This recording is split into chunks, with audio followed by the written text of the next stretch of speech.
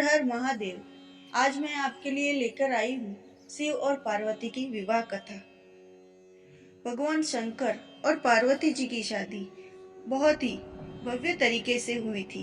पार्वती की तरफ से कई सारे उच्च कुलों के राजा, महाराजा और शाही रिश्तेदार इस शादी में शामिल हुए, लेकिन शिव की ओर से कोई रिश्तेदार नहीं था, क्योंकि वे किसी भी परिवार से ताल्लुक नहीं रखते थे।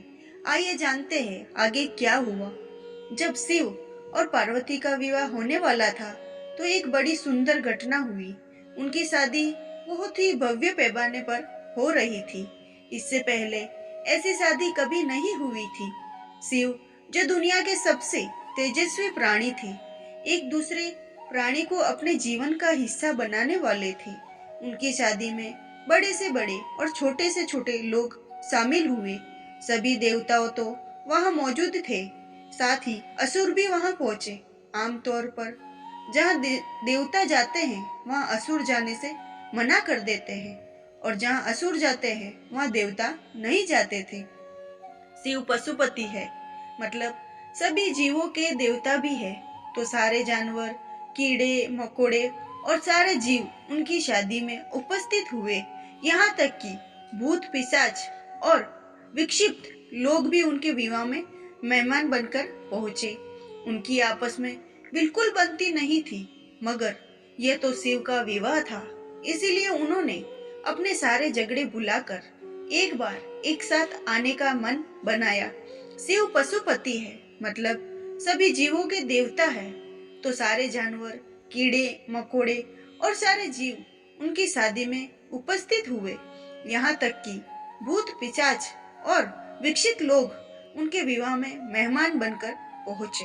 ये एक शाही शादी थी, एक राजकुमारी की शादी हो रही थी, इसीलिए विवाह समारोह से पहले एक अहम समारोह होना था।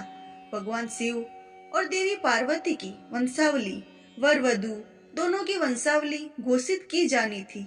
एक राजा के लिए उसकी वंशावली सबसे अहम चीज होती है, जो उसके जीवन का गौरव होता है। तो पार्वती की वंशावली का बखान खूब धूमधाम से किया गया।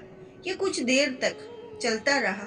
आखिरकार जब उन्होंने अपने वंश के गौरव का बखान खत्म किया, तो वह उस ओर मुड़े जिधर वह शिव बैठे हुए थे।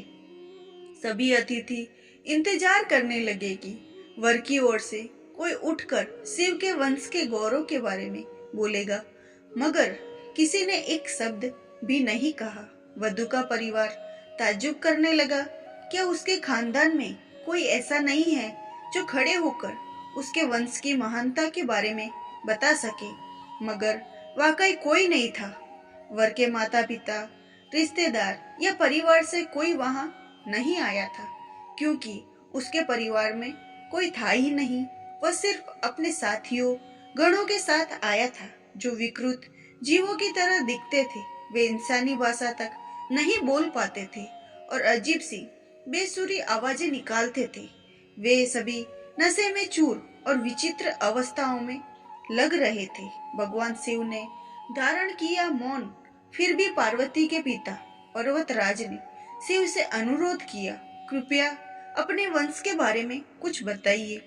शिव कहीं शून्य में देखते हुए चुपचाप बैठे रहे। वह न तो दुल्हन की ओर देख रहे थे, न ही शादी को लेकर उनमें कोई उत्साह नजर आ रहा था। वह बस अपने गणों से घिरे हुए बैठे थे और शून्य में घूरते रहे।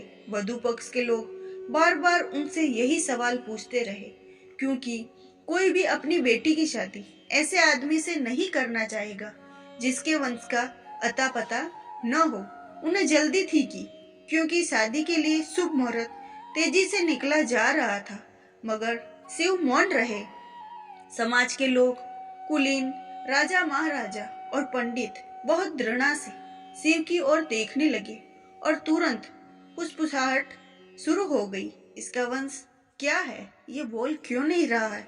हो सकता है कि इसका परिवार किसी नीची जाति का हो और इसके वंश में के बारे में बताने में इसको शर्म आ रही हो। नारद मुनि ने इशारे से बात समझानी चाहिए। फिर नारद मुनि, जो उस सभा में मौजूद थे, ये सब तमाशा देखकर अपनी वीणा उठाई और उसकी एक ही तार खींचते रहे। वो लगातार एक ही धुन बजाते रहे, टुन टुन टुन। इसे खींचकर पार्वती के पिता पर्वतराज अपना आपा खो बैठे।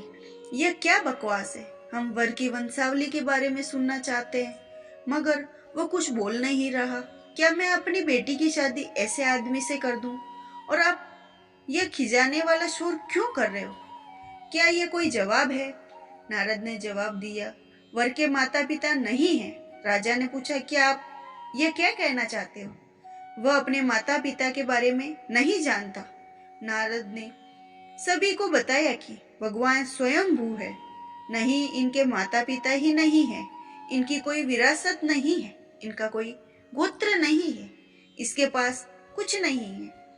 और पूरी सभा इनके खुद के अलावा कुछ नहीं। पूरी सभा चकरा गई। पर्वतराज ने कहा, हम ऐसे लोगों को जानते हैं जो अपने माता पिता के बारे में नहीं जानते। ऐसी दुर्भाग्यपूर्ण स्थिति हो सकती है, मगर हर कोई किसी न किसी जन्म से जन्मा है। ऐसा कैसे हो सकता है? किसी का कोई पिता न माँ न हो। नारद ने जवाब दिया, क्योंकि यह स्वयंभू है, इन्होंने खुद की रचना की है। इनके ना तो पिता है ना माता है, ना इनका कोई वंश है ना परिवार है। ये किसी परंपरा से ताल्लुक नहीं रखते, ना ही इनके पास कोई राज्य है, ना ही इनका कोई गोत्र है, और ना ही कोई नक्षत्र, ना कोई भाग्यशाली तारा इनकी रक्षा करता है।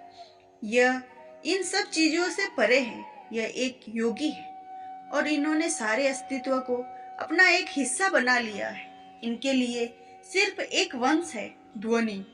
आदि शून्य प्रकृति ने जब अस्तित्व में आई तो अस्तित्व में आने वाली पहली चीज थी ध्वनि। इसकी पहली अभिव्यक्ति एक ध्वनि के रूप में है। यह शब्द से पहले एक ध्वनि के रूप में प्रकट हुए। उसके पहले ये कुछ नहीं थे। यही वजह है कि मैं तार खींच रहा हूँ।